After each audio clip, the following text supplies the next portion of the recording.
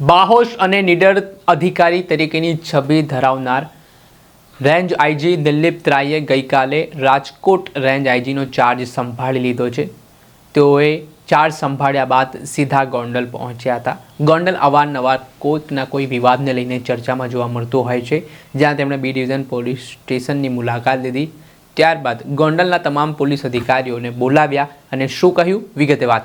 વૈષ્ણવજન તો તેને કહીએ જે પીડ પરાઈ જાનાને રે કરીએ.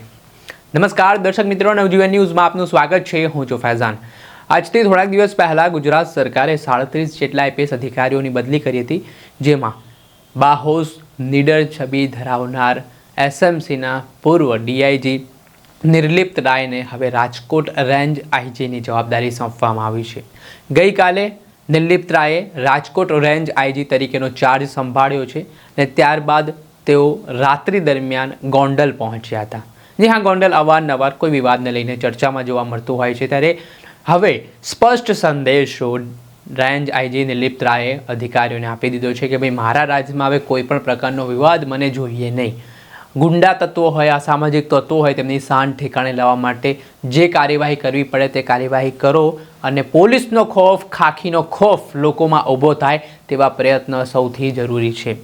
તેઓ ગોંડલના બી ડિવિઝન પોલીસ સ્ટેશનની મુલાકાતે પહોંચ્યા. તે દરમિયાન તેમણે ગોંડલના તમામ પોલીસ અધિકારીઓને બોલાવ્યા અને કડક સૂચનો કર્યા ને આગામી દિવસોમાં કડક હાથે કાર્યવાહી કરવા માટેની પણ વાત છે તે રેન્જ આઈજી નિર્લિપ્ત રાય દ્વારા કહેવામાં આવી છે. ત્યારે હવે